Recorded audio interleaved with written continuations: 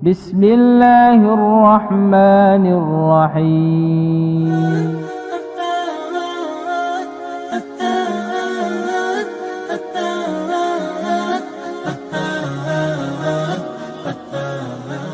Itu tentu berbeda dengan alam dunia ini. Kita tidak akan bisa membandingkan antara keindahan surga dengan keindahan alam dunia ini. Kita terkadang begitu terpesona ya melihat keindahan alam dunia ini, pantainya, gunungnya, lembahnya. Kita kagum. Padahal itu belum ada seberapa, belum ada seujung kuku pun dibanding dengan keindahan surga. Dan di surga itu banyak terdapat istana-istana ya. Dan tentu beda antara istana yang ada di surga dengan istana di dunia ini tentu berbeda. Namanya sama, tapi tentu wujudnya akan berbeda. Kenapa istana dunia manusia yang bikin? Istana surga Allah yang menciptakan.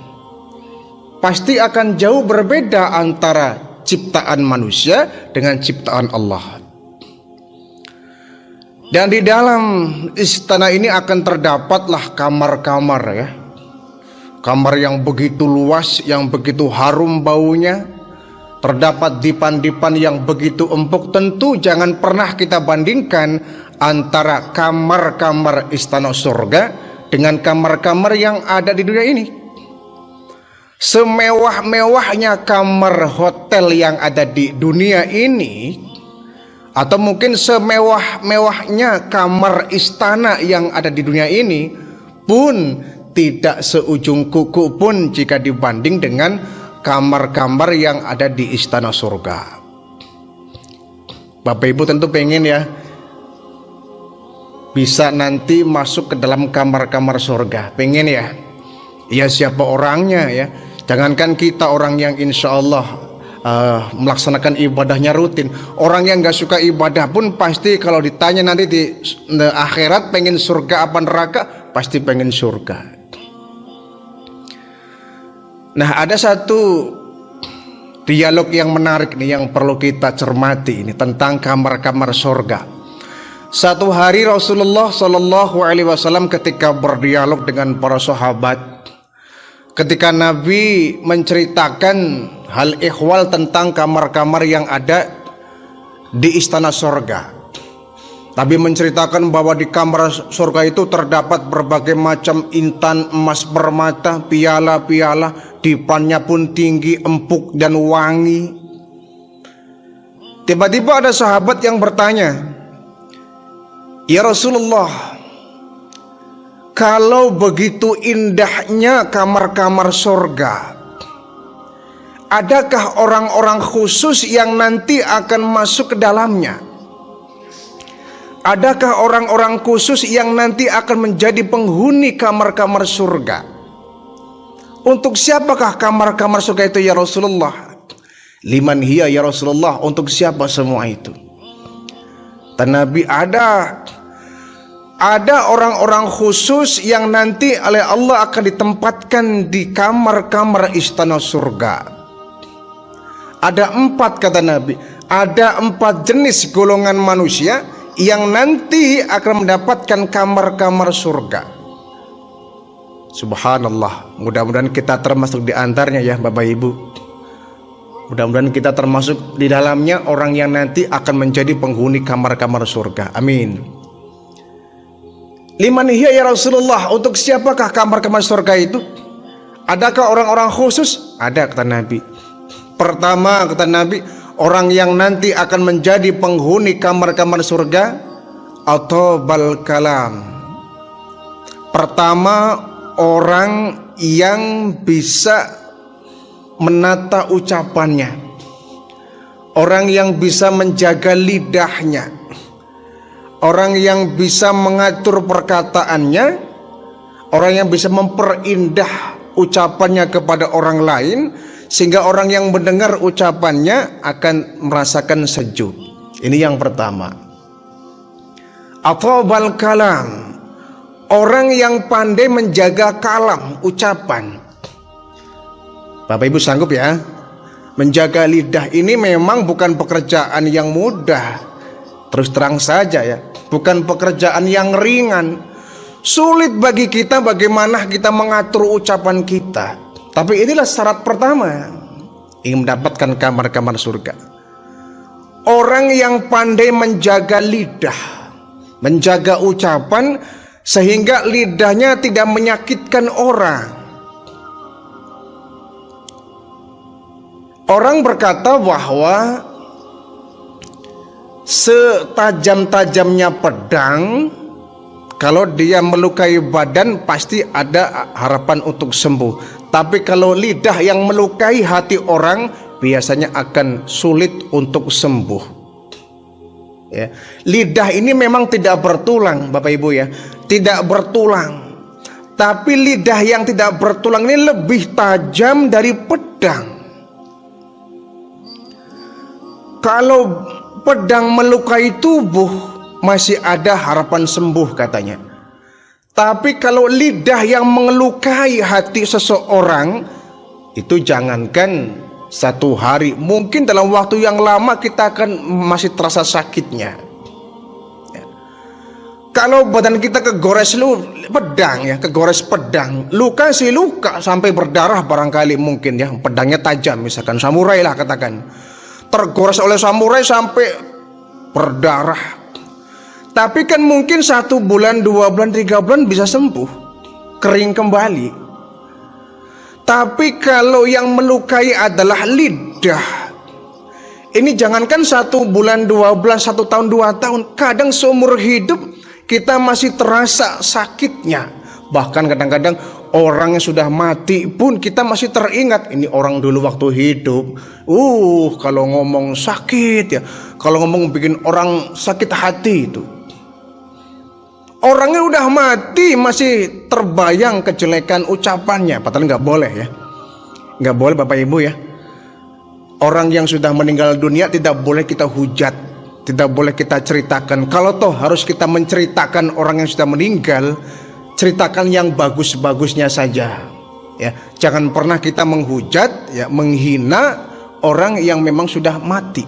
Tidak boleh kata Nabi, karena dia sudah mendapatkan balasannya di alam barzah. Tak perlu kita hujat, kita ungkit kembali kejelekannya. Tapi itulah kita dalam masyarakat ya. Orang kalau sudah dilukai hatinya itu kadang-kadang nggak sehari 2 hari, bahkan seumur hidup masih terasa. Inilah makna dari satu ungkapan salamatul insan fi hifdzil lisan, bahwa selamatnya seseorang itu biasanya tergantung dari lidahnya. Kalau dia pandai menjaga lidahnya, insya Allah dia selamat. Tapi kalau dia tidak pandai menjaga lidahnya, biasanya dia akan celaka. Berapa banyak orang yang berkelahi karena ucapan, berapa banyak orang yang bertengkar karena perkataan, berapa banyak orang yang bermusuhan karena lidah ini. Bahkan berapa banyak orang yang saling membunuh pun gara-gara lidah ini. Salamatul insan fi hifdzil lisan. Jadi menjaga lidah ini bukan perkara yang ringan, berat. Berat bagi kita ini. Maklum karena kita mungkin tinggal di tengah-tengah masyarakat ya. Yang namanya masyarakat ini kan ya, namanya juga kita bermasyarakat ya. Orang mudah untuk mengomentari kita. Yang dilihat, yang didengar pasti akan menuai komentar.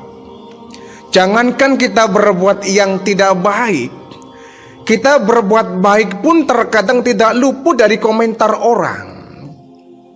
Sebaliknya, jangankan orang berbuat tidak baik, orang berbuat baik pun kita terkadang suka komentar. Dulu ada satu cuplikan kecil ya, ada anekdot lah. Ada 2 orang ya, bapak dengan anaknya itu naik seekor keledai. Kebetulan keledai yang dinaiki ini kurus ya, kurus sekali. Nah, 2 bapak ini naik di atas keledai ini. lewat di perkampungan ya. Sampai di perkampungan orang lihat, kemudian komentarlah orang kampung itu, ini dua orang nggak tahu diri ini. Kenapa? Coba lihat, keledai kurus begitu dinaiki dua orang, nggak kasihan tuh. Ini dua orang nggak punya otak ini. Bapaknya bilang ke anaknya, nak kau dengar nak? Dengar pak. Lalu bagaimana pak? Nah, kalau begitu sudahlah, di antara kita saja yang naik keledai ini. Kalau begitu kaulah nak yang naik keledai ini, biar bapak yang di bawah turun jalan nuntun keledai ini. Anaknya tetap di atas, bapaknya turun nuntun keledai. Lewat lagi di perkampungan, orang komentar lagi, ini anak nggak tahu diri ini. Masa iya bapaknya jalan nuntun keledai sementara dia enak-enakan ningkring di atas keledai. Su'ul adab ini anak, nggak punya sopan santun. Tega dia, masa bapaknya jalan kaki, dia enak-enakan ningkring di atas keledai. Kata bapaknya, nak kau dengar nak? Dengar pak. Lalu bagaimana pak? Kalau begitu coba nak kita tukar saja. Bapak yang naik di atas keledai, kau yang turun. Baik pak. Anaknya turun, bapaknya naik di atas keledai ini. Jalan terus di perkampungan. Ada lagi orang yang komentar, ini bapak nggak punya rasa kasihan sama anak. Dia enak-enakan di atas keledai. Lihat anaknya jalan kaki masa nuntun keledai di gurun pasir. Bapaknya nggak punya rasa kasihan tuh. Bapak model apa itu? Bapaknya dengar, nak kau dengar nak? Dengar pak. Lalu bagaimana sekarang pak? Sudah kalau begitu sekarang kita berdua nggak usah naik. Lalu kita berdua jalan kaki sama-sama nuntun keledai ini. Baik pak. Bapaknya turun dari keledai, sama-sama jalan kaki dengan anaknya nuntun keledai. Sampai di perkampungan ada lagi orang yang komentar, ini orang ngapain bawa keledai kalau nggak dinaiki?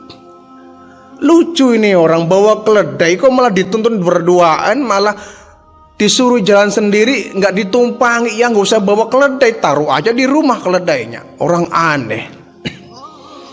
Bapaknya bilang, kau dengar lagi nak? Dengar pak. Lalu sekarang bagaimana pak? Saking keselnya ini bapak, akhirnya baik nak, sekarang ini keledai kakinya kita ikat, dua kaki belakang kita ikat, dua kaki depan kita ikat, kemudian kita gantung nak, kita gotong seperti orang nandu buruan ya, digotong pakai kayu. Saking keselnya itu, sampai lewat di perkampungan, orang bukannya diam, semakin ramai tuh orang-orang kampung. Ini orang gila ini, dua orang gila ini. Kenapa? Keledai bukannya dinaiki malah digotong. Ya. Kau dengar nak? Dengar pak. Ya begitulah, kita mah serba salah. Namanya juga masyarakat. Jangankan kita berbuat yang tidak baik, kita berbuat baik pun orang akan banyak komentar. Itu barangkali gambaran kita di masyarakat. Ya. Makanya kita harus hati-hati di masyarakat ini. Ya. Karena banyak sekali perilaku kita, ucapan kita, tindakan kita yang menuai komentar dari orang lain. Ya. Masjid tidak ada yang adzan, di komen. Masjid gede begini nggak ada yang adzan, kata orang ya. Mana orang-orang itu, percuma ada masjid nggak ada yang adzan. Salah lagi. Begitu ada yang azan kenceng banget, komentar lagi, adzan kenceng-kenceng banget, berisik. Nggak ada yang adzan dikomentari, ada yang adzan dikomentari, serba salah. Kita ngajak orang ya, kita diajak oleh orang, ayo pak kita ke masjid. Kita bilang iya nanti pak, ini sedang ada pekerjaan tanggung. Ngomel tuh orang. Ini orang sudah datang waktu sholat, diajak malah pekerjaan melulu. Ya, salah lagi. Besoknya kita nggak diajak, sudah sampai duluan di masjid, orang komentar lagi, tumben kamu sudah awal-awal sudah ada di masjid tuh, ya kan? Diajak nggak mau salah, kita berangkat sendiri mendahului salah. Itulah komentar orang. Ya. Salamatul insan fi hifdzil lisan. Selamatnya seorang tergantung dari lidahnya. Sehingga pantas dulu ketika baginda Rasul Isra Mi'raj ya, oleh Allah beliau diperlihatkan neraka, Bapak Ibu. Diperlihatkan neraka. Di neraka itu Nabi melihat ada orang, naudzubillah min dzalik ini ya, ada orang yang lidahnya panjang betul itu. Panjang betul menyengser ke tanah itu. Dan memang dipotong oleh dirinya sendiri, dipotong menggunakan gunting yang terbuat dari api neraka. Subhanallah, tergunting dari api neraka. Begitu digunting pendek, menjulur panjang lagi, digunting pendek, menjulur panjang lagi, terus menerus seperti itu, nggak ada ujungnya, nggak ada selesainya, nggak ada istirahatnya. Di neraka itu kan nggak ada kenal istirahat, Bapak Ibu ya. Tidak kemudian ada waktu istirahat ya. Bel berbunyi, para penghuni neraka ya, saatnya istirahat, azab dihentikan dulu. Enggak ada yang seperti itu ya. Terus menerus seperti itu, enggak akan pernah berhentinya. Nabi melihat ada orang yang digunting-gunting lidahnya. Tanya kepada malaikat Jibril, ya Jibril, itu orang kenapa? Azabnya begitu berat, lidah begitu panjang, digunting oleh dirinya sendiri. Kenapa Jibril? Kata malaikat Jibril, wahai Muhammad, ini adalah gambaran dari umatmu, orang-orang yang tidak bisa menjaga lidahnya, orang yang lidahnya kotor, suka fitnah sana fitnah sini, gosok sana gosok sini, adu sana adu sini, dan dia senang. Orang yang suka ngegosip, orang yang suka mengungkit-ungkit kejelekan orang, orang yang suka mengobrol-obrol aib orang. Inilah akibatnya. Lidahnya begitu panjang, akan digunting menggunakan lidah. Na'udzubillah, tsumma na'udzubillah. Makanya dalam ibadah puasa kita dianjurkan untuk banyak-banyak menjaga lidah ini ya. Karena memang pekerjaan yang tidak mudah ya, bukan pekerjaan ringan menjaga lidah ini. Kadang apa yang kita lihat kita komentari, yang kita saksikan kita komentari.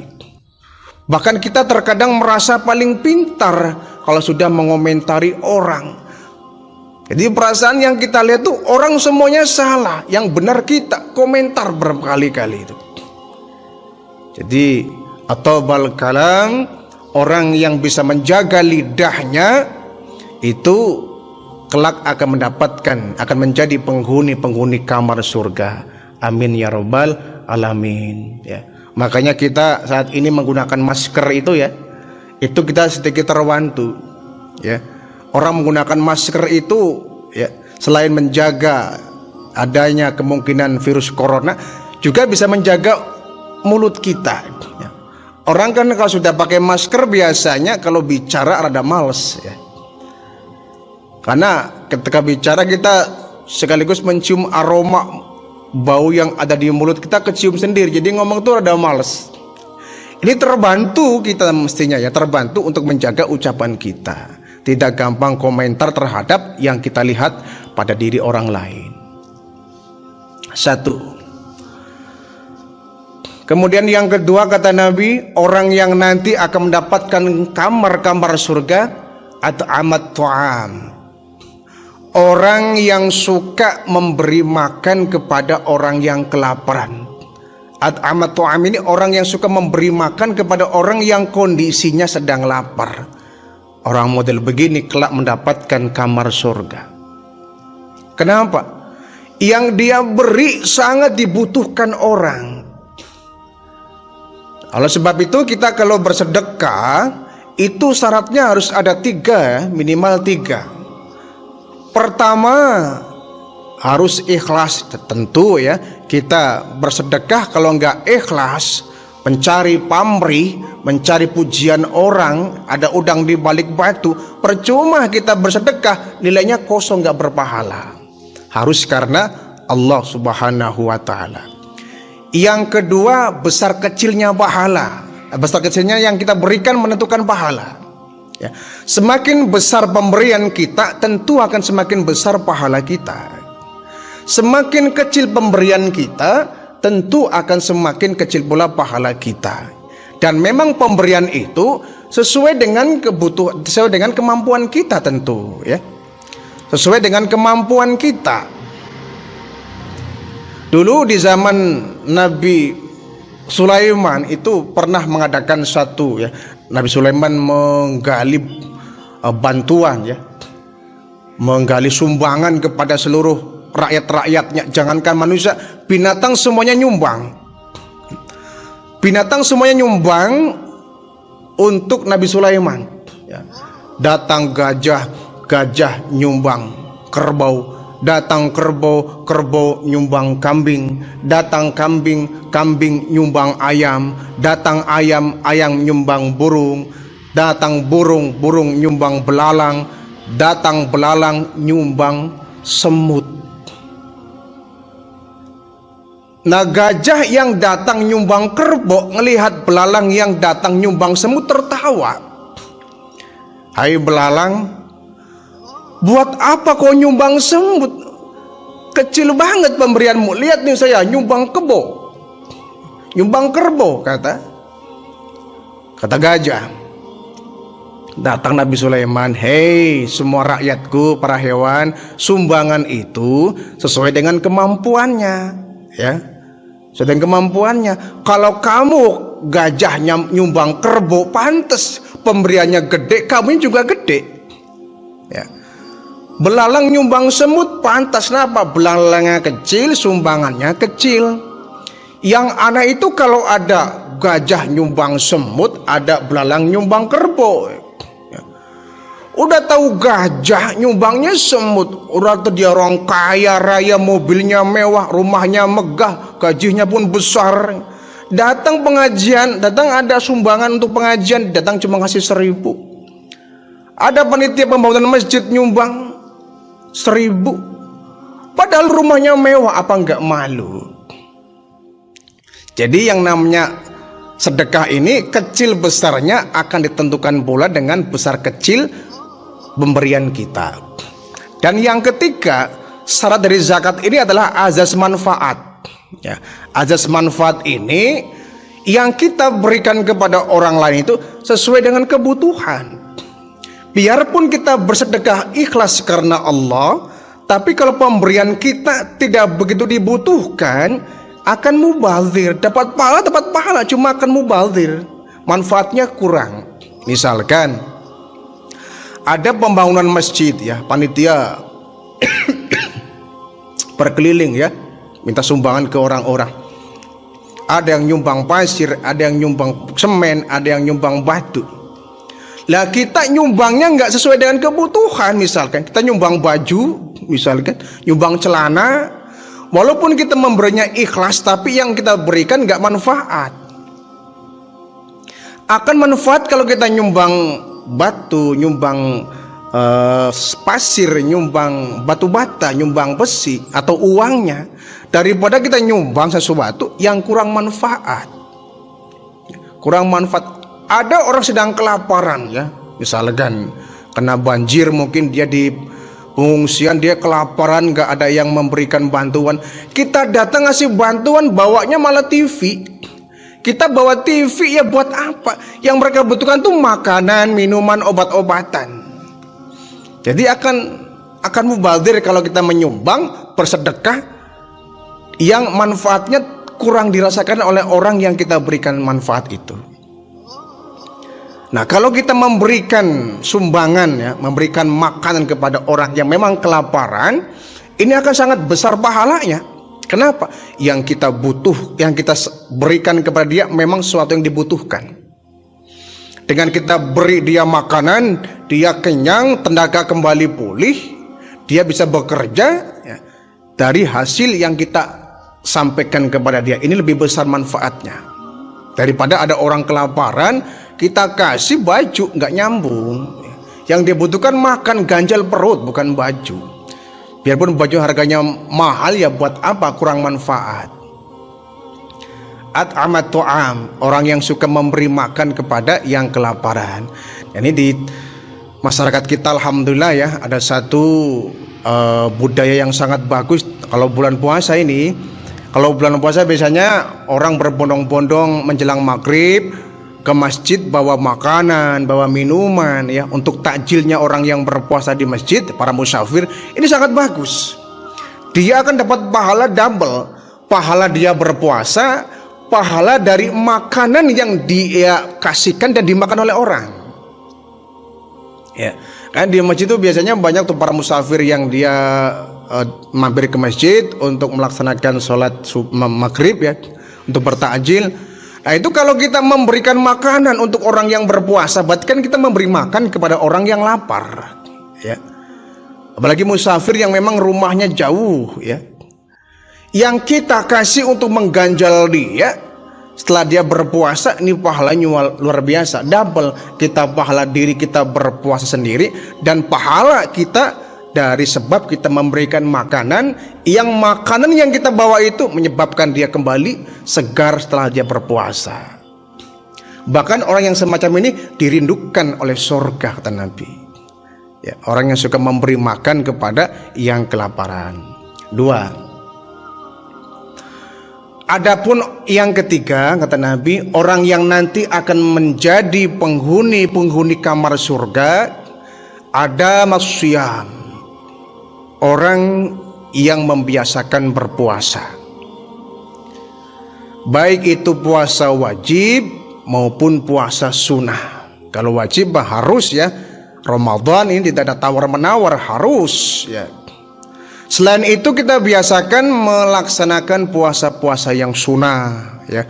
Ada puasa 6 hari di bulan Syawal, ada puasa di tanggal 10 bulan Muharram, puasa Asyura, ada puasa hari Arafah tanggal 9 Dzulhijjah dan lain sebagainya.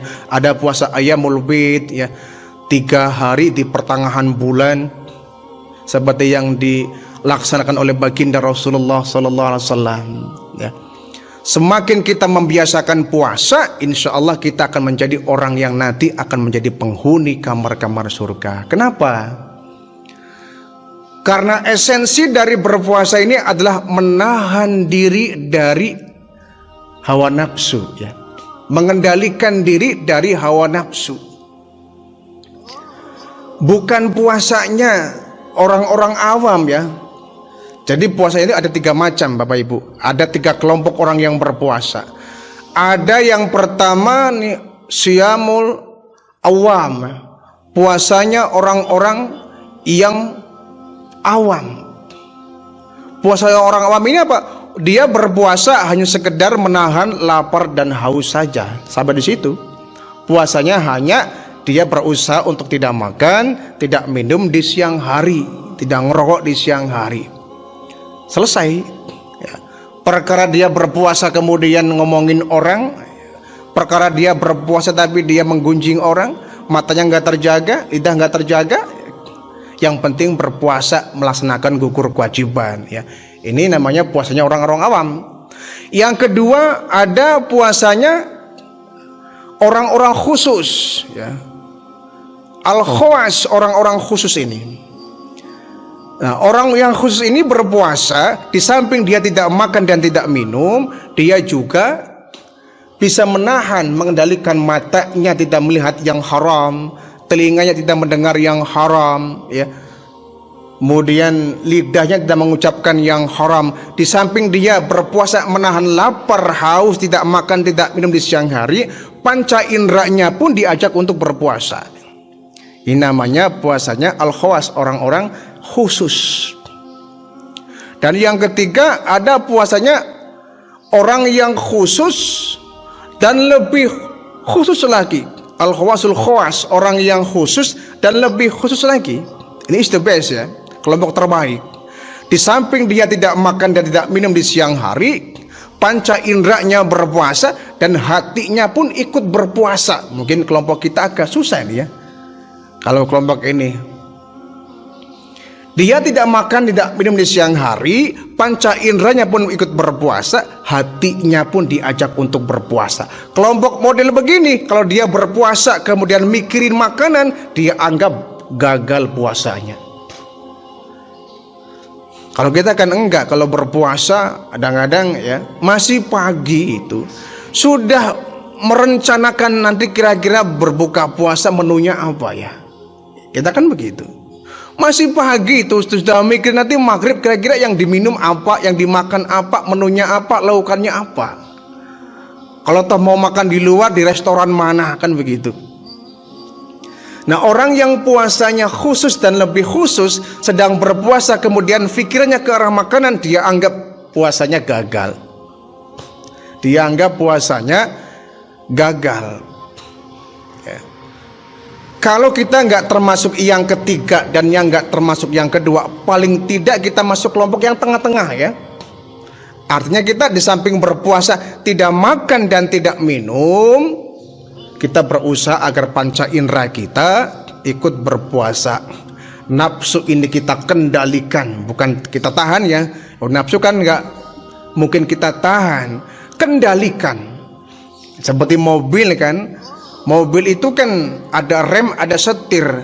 Untuk ngerem pakai apa? Ya pakai rem. Untuk mengendalikan pakai apa? Pakai setir, kan beda. Ya.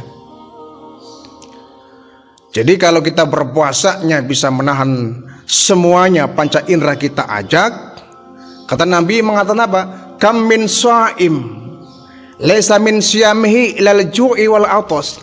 Berapa banyak orang yang berpuasa tidak mendapatkan apapun dari puasanya, hanya dapat lapar dan haus saja. Masya Allah ini. Berapa banyak kata Nabi? Berarti banyak orang yang berpuasa tidak dapat apa-apa dari puasanya, hanya dapat lapar dan haus saja. Kenapa? Puasanya hanya menahan lapar, haus, tidak makan, tidak minum di siang hari. Sementara mulutnya diumbar kemana-mana, matanya diumbar kemana-mana, telinganya mendengar gosip yang macam-macam ya. Makanya benar ya, ada alternatif kita ketika berpuasa ya di siang hari, daripada kita ngomongin orang, daripada kita melihat hal yang haram, mending kita tidur. Tidur ini sebagai alternatif ya, agar kita tidak mengumbar panca indera kita ketika berpuasa. Tapi jangan disalahkan ini hadis ini ya. Walaupun tidurnya orang yang berpuasa itu berpahala, jangan lantas kemudian kita ketika berpuasa sepanjang hari tidur melulu ya, nggak baik. Ya. Habis subuh tidur, bangun-bangun jam 8 ya. Jam 8 duduk sebentar nonton TV, mata ngantuk, tidur lagi, bangun-bangun duhur jam 1. Jam 1 bangun, salat duhur, cilang-cilang kita duduk ya. Baca buku, ngantuk lagi, tidur lagi, bangun-bangun jam 4. La ilaha illallah. Kalau semacam ini ya sangat berbahaya juga, tidak baik, sangat berbahaya bagi kesehatan. Ada cara lain daripada tidur ini ya. Ada cara lain untuk menghindari maksiat ketimbang tidur ya.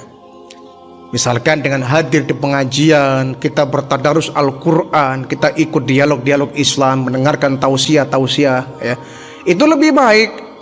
Jadi walaupun tidur ini merupakan cara kita untuk menghindari maksiat, tapi ada cara yang lebih bagus, yang lebih mulia ketimbang tidur, kan begitu. Ya, ada masyam, orang yang berpuasa, mereka lah orang yang kelak mendapatkan kamar-kamar surga kata Nabi. Yang terakhir, orang yang nanti akan mendapatkan kamar-kamar surga, wasallalillahi billail wan nasi niyam.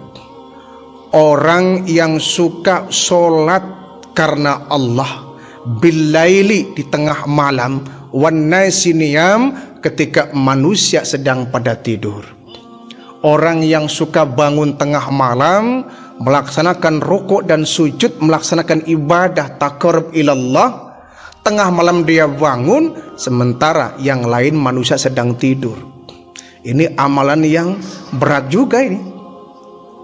Tidak semua orang mampu mengamalkan amalan ini nih. Bertahajud, melaksanakan sholat di tengah malam ketika yang lain sedang pada tidur ya. Karena apa? Kita berdoa di siang hari dengan di malam hari beda ya. Tahajud dengan duha ini rasanya beda. Kalau kita duha jam 7, jam 8, jam 9, ya berbagai macam suara, namun juga siang hari kita dapatkan suara mobil lewat, suara orang teriak-teriak ya, dan sebagainya. Tapi kalau malam hari, ketika yang sedang terlelap tidur, kita bangun, kita wudhu, melaksanakan doa tahajud, melaksanakan ibadah kepada Allah, berdoa, di situ tuh rasanya akan beda.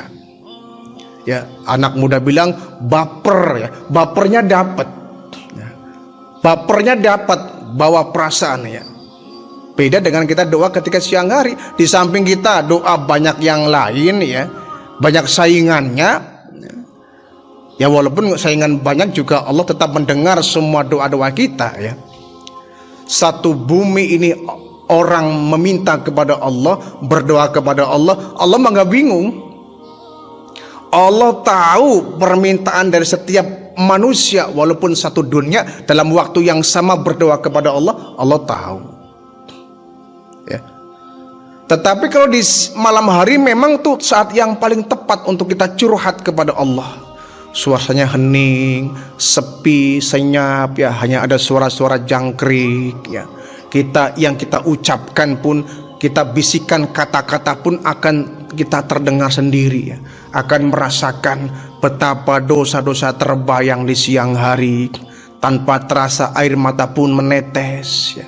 Ya Allah, di malam hari ini aku memohon kepada Engkau ya Allah, ampuni dosaku sepanjang hari, banyak berbuat maksiat, berbuat dosa, ampuni ya Allah. Dan Allah pasti mengijabah doa orang yang berdoa di tengah malam itu. Asa rabbuka maqama mahmudah, kata Allah. Allah akan angkat derajat orang yang suka bertahajud, maqama mahmudah, di makom yang terpuji, di tempat yang terpuji. Maka orang yang ahli tahajud, dia menjadi orang yang diangkat derajatnya oleh Allah, menjadi orang yang terpuji. Kalau sudah menjadi orang yang terpuji oleh Allah, di mata Allah, biarpun satu dunia orang menghina kita, tetap kita menjadi orang yang terpuji. Sebaliknya, biarpun satu dunia orang memuji kita, kalau Allah menghinakan kita, tetap menjadi orang-orang yang hina. Ya, jadi Bapak Ibu yang punya kesempatan, yuk kita biasakan bangun tengah malam. Ya jangan 12 malam juga ya, terlalu malam itu. Jadi waktu-waktu yang sangat tepat itu adalah sepertiga malam terakhir Bapak Ibu ya. Sepertiga malam akhir ini waktu-waktu menjelang tibanya waktu subuh. Di situ kita masih bisa bertahajud, bahkan di situ waktu yang mustajab. Ya. Kalau jam 12 malam sih terlalu malam lah ya. Jam 1 terlalu malam. Ya boleh, bagus. Bertahajud selesai, kita boleh tidur kembali, boleh ya, sangat boleh.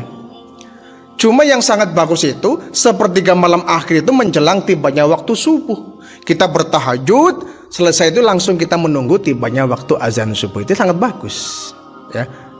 Ketimbang kita kemudian misalkan jam 12 bangun, jam 1 bangun bertahajud ya, kemudian subuhnya kelewat. Wah, buat apa? Percuma kalau kita mengejar yang sunnah, yang wajibnya kelewat. Tahajud sampai berpuluh-puluh rakaat jam 1, jam 2, begitu subuh tidur, begitu bangun jam 9, lihat buat apa? Ya, yang penting subuhnya ini jangan terlewat ya. Begitu pentingnya sholat tahajud, tapi subuh jauh lebih